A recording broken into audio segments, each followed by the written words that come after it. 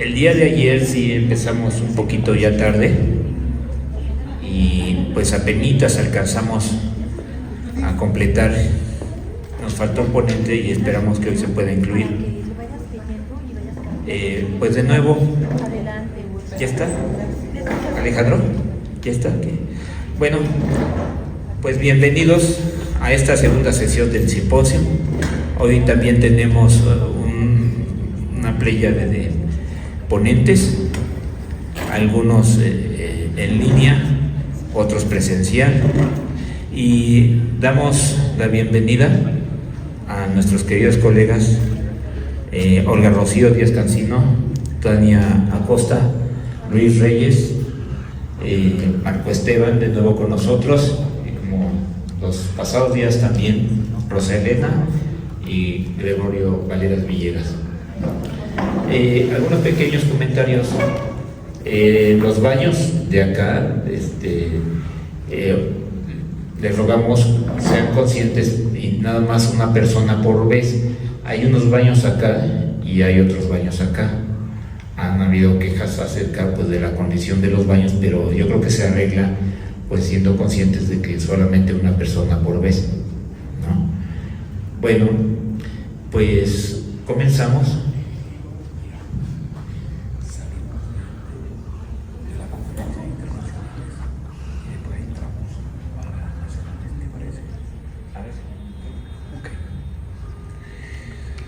Bueno, bien, buenas tardes.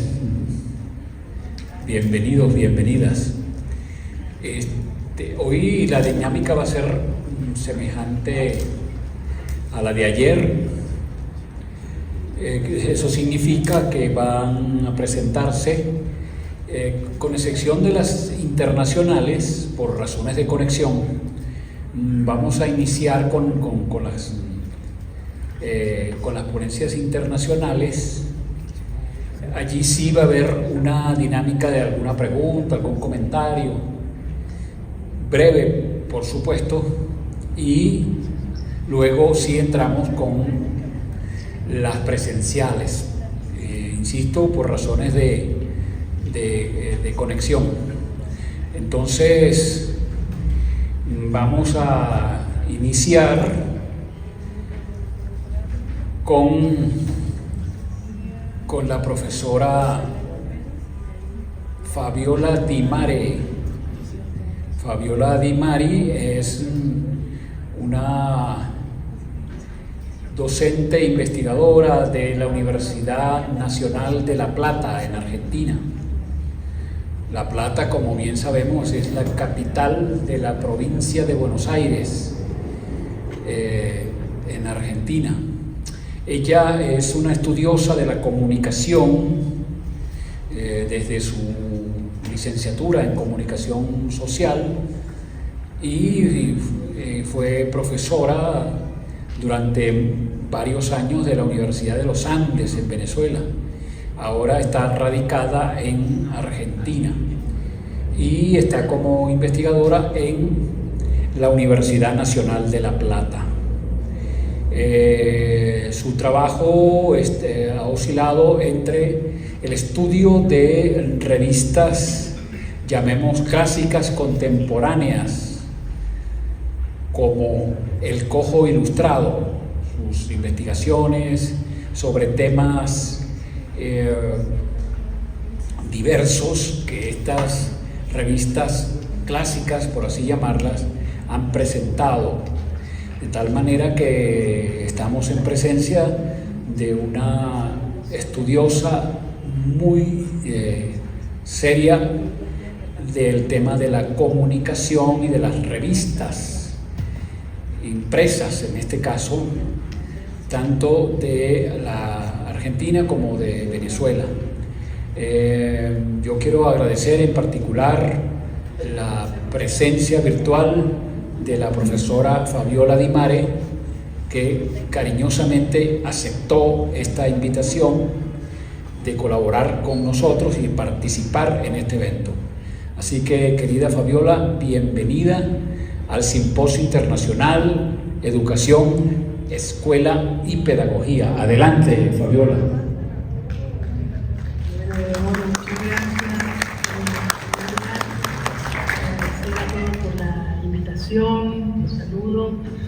Un saludo fraterno, cordial, desde acá del sur del mundo, desde Argentina, desde Buenos Aires, donde voy bastante fría, para decir. Muy honrada con la invitación, con la participación en este evento. Algunas veces ya este simposio se ha hecho en Caracas, se hizo muchas veces en Caracas. Tengo también la dicha de participar y el orgullo de participar, así que agradezco a Gregorio, también a toda la comisión organizadora, a su esposa también, a todos los profesores de la Universidad Pedagógica Nacional. Espero que me estén escuchando porque no veo nada, pero supongo que sí, que está todo en orden, ¿no? Bueno, ok, ahora sí, sí, sí. Creo que es mejor para que al menos se vea la audiencia. Bueno, así que gracias por una vez más a todos y a todas por estar allí. Yo tengo una presentación que es meramente ilustrativa, digamos, no tiene texto, sino que con ella lo que pretendo es que vean estas dos revistas que traje acá para presentar. Ambas las he estudiado a lo largo de los años, en diferentes estudios, investigaciones. Tienen una coincidencia, tienen un montón de coincidencias ambas revistas, aun cuando son publicaciones que se hicieron en dos países diferentes, ¿no? En este caso es una revista, traigo una revista que es venezolana, El Cojo Ilustrado, una revista que surgió a fines del siglo XIX, concretamente en 1892, por eso el recorte temporal empieza allí, digamos. Comienza a circular esta revista en octubre de 1892, y termino la investigación, digamos, estos textos y algunas cosas que traje hoy, son hasta 1920, momento, bueno, el Cojo Ilustrado circula hasta 1915, y el Caras y Caretas, que es la otra publicación, si avanzan una lámina más pueden ver ambas revistas, también tuvo una circulación extendida en el tiempo, digamos. La primera coincidencia que tienen ambas es la extensa circulación en el tiempo en sus respectivos contextos, en sus respectivos países. La importancia que tienen en el campo periodístico en ambos países, no solo por la extensión, no solo por el tiempo en el que circularon, que para el momento, bueno, en Venezuela, que era un país todavía muy rural, la modernización todavía era muy incipiente, digamos, tener un medio de comunicación como el Cojo Ilustrado, esta revista era muy avanzada en el momento, se imprimía con medios gráficos, digamos, con una imprenta que era una de las más adelantadas en la época, que sus fundadores la trajeron de Estados Unidos. Y lo mismo Caras y Careta, que también Caras y Careta surge a fines del siglo XIX, también unos años después que la otra, concretamente en 1898. Y desde sus inicios, la característica que tiene, entre otras cosas, es que tiene algunas páginas en color, digamos. Incorpora el color, que esto nunca lo logró el Cojo Ilustrado, pero son algunas páginas, sobre todo la portada y algunas páginas internas. Eso, digamos, superficialmente podría ser la coincidencia, pero en realidad la mayor coincidencia que tienen es que, bueno, son revistas que tuvieron una amplia circulación, son revistas populares, digamos, de alguna manera tuvieron una amplia, un vasto público lector, eran revistas dirigidas a un público muy heterogéneo, bueno, a mujeres, a hombres, incluso a niños también, habían textos, dibujos, imágenes, cada una entonces tomaba ya el formato muy propio de la prensa de ese momento, que era ya un formato global, digamos, ya con características de prensa global, de prensa, bueno, de utilizar las imágenes, de utilizar los recursos tipográficos para captar al público, ¿no? Utilizaban grandes fotografías, imágenes.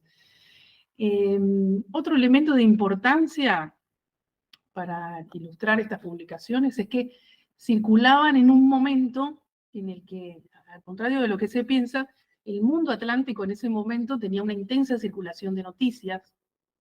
Es un momento de mucha circulación. Bueno, ya hay agencias de noticias internacionales, la más una de las más famosas en ese momento, la más conocida, la agencia ABA, la agencia francesa.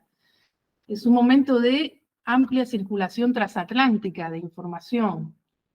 Y ambas revistas podemos decir que están dentro de ese contexto de circulación de noticias de actualidad. Son revistas además de actualidad. Son revistas que están acostumbradas a llevar a su público información de actualidad.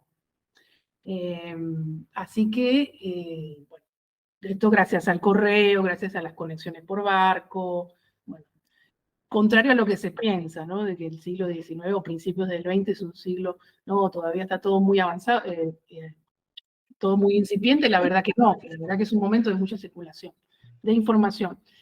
Y esto para ilustrarles rápidamente, bueno, son revistas que se llaman acá, yo las llamo revistas ilustradas. ¿Por qué se dice revistas ilustradas?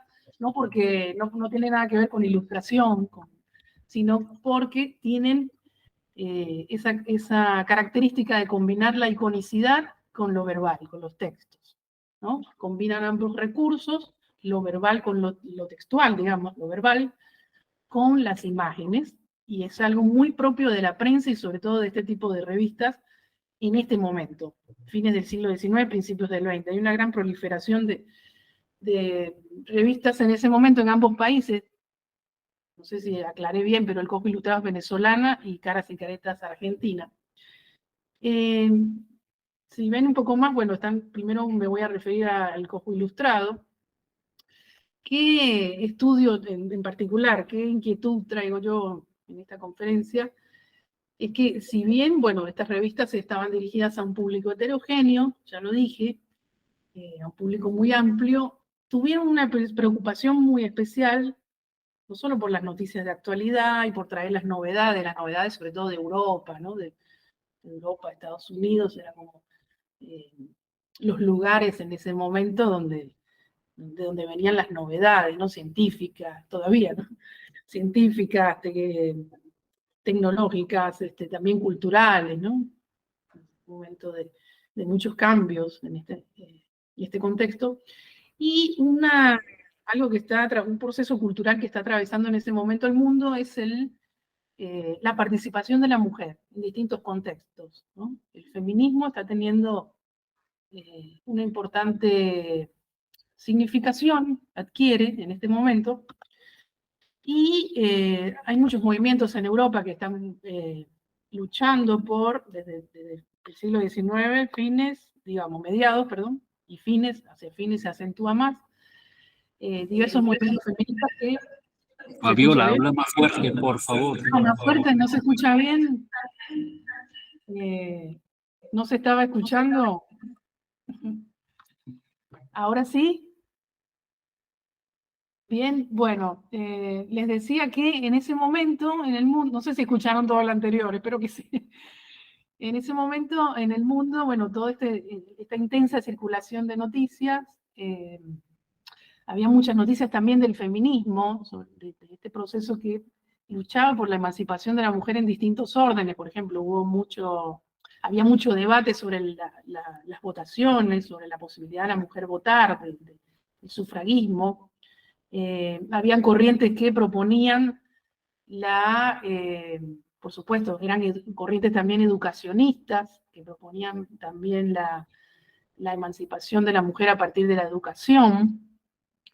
Y esta inquietud particular es la que yo quiero trabajar acá en la ponencia, y es que si bien, bueno, ustedes pueden ver la cuarta lámina, por ejemplo, la cuarta filmina o lámina que les traje, bueno, ven allí una mujer dibujada, digamos, todavía había una idea muy tradicional sobre la mujer, es cierto, que impregnaba la revista, todavía la idea de la mujer como sujeto, un poco más de golpe.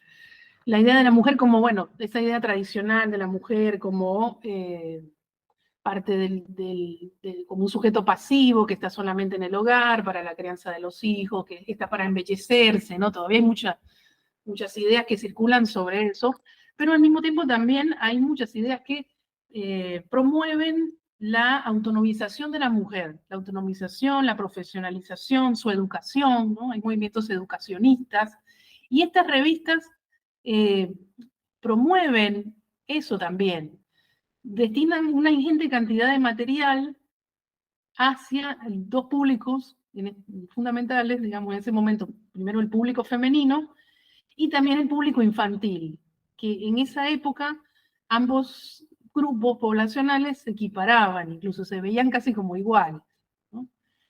Entonces, ¿qué hará, por ejemplo, el Cojo Ilustrado? Ahí les puse incluso unas imágenes. Bueno, hay muchas fotografías femeninas, muchas fotografías de mujeres, pero también hay muchos textos, hay lo que se llama una polifonía de voces, ¿no? Que refieren, que destinan discursos dirigidos a la formación de las mujeres. Por ejemplo. Folletines, estos discursos son folletines, artículos, hay artículos. Los folletines son muy comunes en ese momento. El folletín es un discurso, digamos, un recurso periodístico, es un género, digamos, literario, que se caracteriza por ser serial, digamos, son novelas muy seriadas, muy estereotipadas, que generalmente tienen la misma estructura, hay temáticas muy ya estereotipadas, ¿no? Se dedica mucho al amor, de hecho, las mujeres seguían mucho este tipo de novelas, ¿no? ¿Y qué trabajaban estos folletines en particular del Cojo Ilustrado? Bueno, cuestiones referidas al sentimiento, por ejemplo, pero también canalizaban a través de estos discursos muchos elementos de la virtud, la moral, ¿no? Cómo hay que controlar los impulsos, ¿no? Se asocia mucho a la mujer como con el arrebato, el impulso que hay que domar, ¿no? Si ustedes vuelven a ver incluso la portada del Cojo Ilustrado, su primer número es eso, se llama El Llanero Domador. El llanero, que es el hombre que vive en el llano venezolano, podría ser, y que el caballo sería como, bueno, esta barbarie, esa especie de barbarie que hay que domar, ¿no? Para podernos civilizar como nación. Bueno, hay muchos discursos que manejan esta idea de controlar los impulsos, civilizarnos como nación. ¿Qué tenemos que hacer para civilizarnos? Bueno, tener cuidado con los arrebatos, con el amor que no está dentro del matrimonio, por ejemplo. En ese tiempo había muy poca gente, solamente la gente de la clase alta se casaba, ¿no? Había matrimonios solo entre la clase alta. En las clases populares no se casaban la gente. Digamos, había también muchos hijos, lo que se llamaba antes, no legítimos, ¿no? Entonces, todas estas cosas llamaban, a través de estos folletines, de estos discursos, a controlarlas, a domarlas, ¿no? A domar las pasiones, para lograr construir naciones civilizadas. Digamos que son aspectos en los que coinciden estas revistas. Si nos vamos a Caras y Caretas, también lo mismo. Valga acotar, no lo dije, pero ambas revistas forman parte de proyectos comerciales, digamos, vienen las dos se crearon como revistas comerciales desde sus inicios. El Cojo Ilustrado es una revista que viene de una fábrica de cigarrillos, y Caras y Caretas también nace directamente como un magazine, como una revista comercial. ¿Por qué? Porque, bueno, para esa época muchos medios, mucha prensa, muchas revistas surgían, era como parte de un grupo político, una corriente, una tendencia política, y muy pocos surgían ya directamente para ser un medio masivo, comercial, de hecho tenían avisos, ¿no? Entonces son medios que tienen mucho alcance y aprovechan este alcance para canalizar estas ideas, las ideas de orden, de urbanidad, de la virtud, de la moral. Hay mucho catolicismo también, está atravesado mucho por las ideas del catolicismo, sobre todo en esto de controlar las pasiones, los matrimonios, las uniones no legítimas.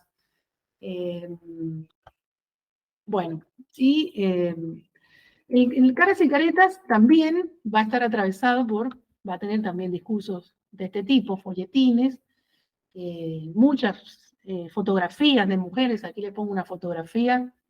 La mujer como es el centro, es parte importante del hogar, por eso también se la quería educar, por su rol primordial como criadora, como cuidadora de los hijos.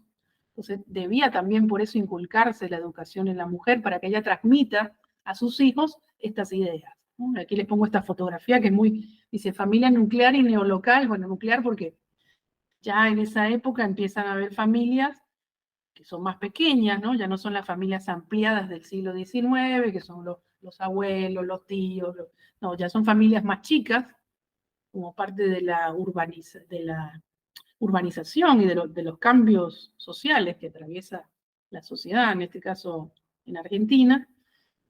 Y bueno, ya cada familia se emplaza en un nuevo lugar, por eso se llama neolocal. Se desplazan ya no viven en la casa donde están todos los demás, los abuelos, los tíos, todo, ¿no? Sino que van a un nuevo lugar a vivir. Por eso es una familia nuclear y neolocal. Es una fotografía típica de las clases populares. Papá, mamá y acá una niña.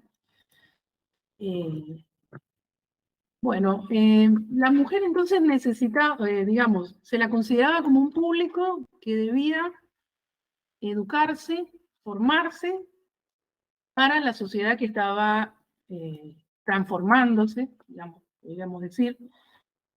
Por eso tanto la mujer como los niños son dos grupos poblacionales hacia los cuales estas revistas van a destinar muchos discursos, muchas representaciones sobre mujeres no solamente educándose, sino también trabajando, capacitándose para el trabajo, además, algo novedoso, ¿no? Empieza a surgir la mujer ya no como un sujeto pasivo que está en el hogar, nada más criando, ¿no? Sino que ya las mujeres de las clases populares, sobre todo, bueno, salen a trabajar, se capacitan, y hay como un impulso hacia eso. Bueno, en Caras y Caretas en particular, porque les pongo, acá hay una página que dice, no sé si es la lámina 8, dice la fabricación de aeroplanos en Norteamérica. Esta página es muy llamativa porque las mujeres aparecen ya haciendo actividades que anteriormente eran de dominio exclusivo del hombre, ¿no? Trabajando en fábricas. Bueno, también es la época de la Gran Guerra, el momento en que la mujer empieza a ocupar espacios que anteriormente, bueno, eran dominio exclusivo del hombre, y eso se promueve de alguna manera. Bueno, la mujer tiene que capacitarse, tiene que ocupar espacios que anteriormente no ocupaba. Bueno, yo les pongo varias fotografías, distintas fotografías de mujeres, para que vean, bueno, cómo es que las mujeres están en ese momento teniendo mucha visibilidad. Ahí les voy a ¿se escucha 3 bien? minutos, Fabiola. Bueno, digo rápidamente algunas cosas. Quería leerles algunos textos. Por ejemplo, hay unos textos que publica Caras y Caretas sobre la educación de la mujer. Y hay un trabajo que se llama La Mujer Paraguaya. Habla sobre también se dedica, ¿no? Como son revistas que publican muchas novedades de los países de la región. Entonces, sobre la mujer del Paraguay, dice: el Paraguay lucha decididamente por elevar el nivel de su cultura en todos los órdenes de la actividad humana. La educación de la mujer ocupa la atención preferente y el gobierno y de la sociedad. Ha pasado la época en que el estudio y la preparación máxima de la mujer no rebasaban los estrechos límites de un plan de enseñanza primaria. Existe en el Paraguay el principio de libertad de estudios y la educación de los sexos, de modo que puede seguir lo que mejor se avenga con su idiosincrasia individual.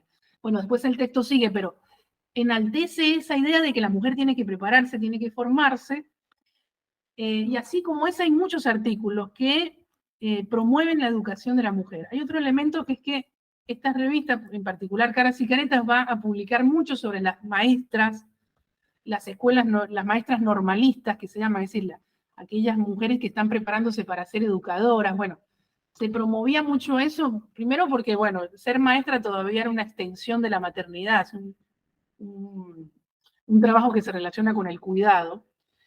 Y otra cuestión que no, para hablar, ya que me queda tan poquito, les digo brevemente que sobre los niños también son un público muy importante, hacia los cuales había que generar una intervención, había que intervenir, sobre todo en un momento en que, bueno, había que educarlos, alfabetizarlos. Es un momento en Argentina, y supongo que también en Venezuela también, en que hay mucho todavía analfabetismo, pero en Argentina hay mucha niñez abandonada, lo que es en principio del siglo XX, y hay que intervenir sobre esa niñez. Bueno, hay muchos también artículos dedicados a eso, además a los niños, a entretenerlos, pero a la vez formarlos. También hay cuentos, muchos cuentos de ficción que van a canalizar ideas de virtud, muchas ideas del catolicismo también, sobre el perdón, sobre el respeto al otro, sobre la reconciliación entre hermanos. También hay cuentos de, bueno, incluso la mayoría de los cuentos destinados a los niños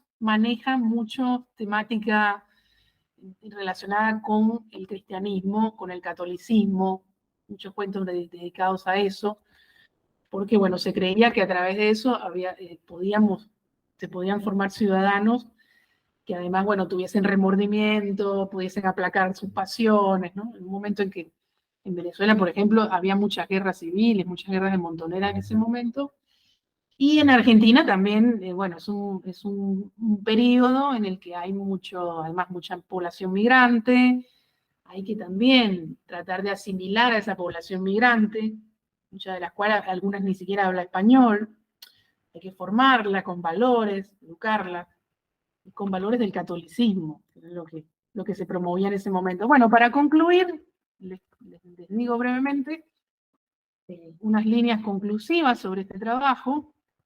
Como revistas populares y con un público amplio, ambas publicaciones, ¿no?, destinaron espacios significativos a la formación y educación de la población femenina e infantil, no solo considerándolos como lectores hacia los que se destinaban páginas sociales y de entretenimiento, sino que tuvieron la particularidad de tematizar distintos aspectos referidos a la condición política y civil inferior de la mujer, por ejemplo.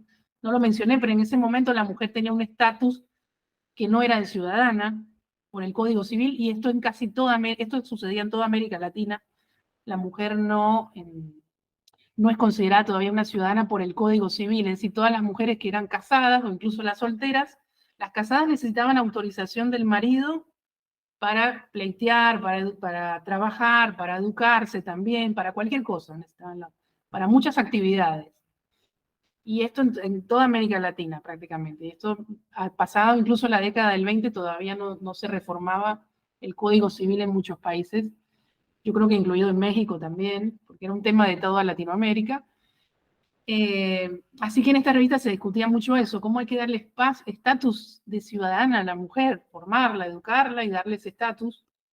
Y estas revistas, digamos, discutían mucho, debatían mucho sobre este tema, ambos semanales, uno era semanal y otro quincenario, creo. Bueno, los discursos vinculados a la mujer transitaban dos caminos. Por un lado habían discursos tradicionales, pero por el otro también había discursos que rompían con visiones tradicionales y mencionaban o hacían énfasis en la necesidad de la formación educativa de la mujer para lograr su autonomización como sujeto. Y con respecto al público infantil, también las representaciones y las tematizaciones permitían determinar la construcción que establecieron estas revistas respecto de esta población a través de fotografías, reseñas, narraciones, ilustraciones. Los niños, digamos, el público infantil o las niñas, los niños eran un sector que debían ser objeto de intervención, ¿no? No podía dejarse al arbitrio o al azar el futuro de las generaciones venideras. Esto explica las estrategias discursivas que trazaron ambas publicaciones para legitimar mecanismos de protección, bueno, porque también se hablaba del patronato del Estado en ese momento, pero también se buscaba de alguna manera intervenir en la educación de estos niños, ¿no?, de la población infantil. Bueno, con esto termino. Muchas gracias. Espero se haya entendido y se haya escuchado bien. Les agradezco mucho. Bueno, agradecemos. Quedo acá a la espera. Quedo acá. Gracias, muchas gracias. A Fabiola Di Mare. Bueno, vamos a abrir un cortito, dirían en Argentina, un cortito espacio para alguna pregunta, algún comentario. Como pueden ustedes recordar, el día miércoles se realizó aquí un foro sobre el tema de la violencia en las calles y se trató el tema de la violencia de género. Esta conferencia de la profesora Fabiola, diríamos una ampliación histórica y de comunicación social a través de estas dos históricas revistas latinoamericanas. ¿Hay alguna pregunta, algún comentario? Sí, por acá, Fabiola, yo soy Rosa Elena Pérez Mendoza, te conozco de referencia gracias a Gregorio. Y bueno, primero que todo, felicitarte por esta conferencia, por esta investigación realizada en torno a esa revista titulada El Cojo Ilustrado, que bueno, es una revista emblemática para nosotros en Venezuela específicamente, pero creo que también para toda América Latina, por ser una de esas publicaciones periódicas que lograron mantenerse publicándose durante varios años. Particularmente me interesó mucho lo que decía, sobre todo sobre el público femenino, sobre la construcción de la mujer dentro de sus páginas. Y bueno, así como reseñabas o señalabas el que la mujer aparecía haciéndose cargo de oficios no realizados tradicionalmente por ellas, sino que por lo general eran realizados por los hombres. Me gustaría saber, porque tengo algunas referencias al respecto, sobre la presencia de mujeres escritoras dentro de sus páginas. Tengo entendido que hubo escritos por parte de ellas, sin embargo, al parecer, ellas no utilizaban su firma. Algunas de ellas, en todo caso, no utilizaban su nombre y firmaban, sino que más bien usaban seudónimos. ¿Qué nos puedes decir al respecto? Porque en verdad creo que es fundamental también saber cuál era la incursión de la mujer en esta área creativa de la escritura. Gracias por tu ponencia. Bueno, gracias Rosalena, un gusto también, un placer. Muy buena tu pregunta. Ambas revistas, si bien mayoritariamente escribían los hombres, sobre todo ambas publicaciones solían difundir cuentos, narraciones, artículos de hombres, ¿no? Y sobre todo de hombres de letras reconocidos. Ahí en ambas publicaban, bueno, Darío, Rubén Darío, una serie de, digamos, muchos escritores reconocidos, otros no tan reconocidos, pero también publicaban mujeres, en menor medida, pero sí había mujeres escritoras. Algunas las puedo identificar que son mujeres porque firman como mujeres. Ahora que sean seudónimos, no vi tantos seudónimos, sino llegan a firmar como mujeres. Pero sí, la mujer participa en ese momento, claro, en menor medida, como les digo, ¿no? Los masculinos, digamos, o los escritores varones tienen más primacía. Bueno, esto es, digamos, de algún modo sería normal, porque los hombres siempre han tenido más acceso históricamente a la educación, a la formación, así que hay en ese momento pues más escritores masculinos que ahora seguramente, porque ahora estamos casi a la par, o hay muchísimas mujeres, digamos, en ese momento era mucho más difícil para la mujer educarse, ¿no? Lo que decía, la mujer para educarse, para ir por ejemplo, a la universidad o estudiar, si era casada, tenía que tener autorización del marido, si era soltera, el papá, ¿no?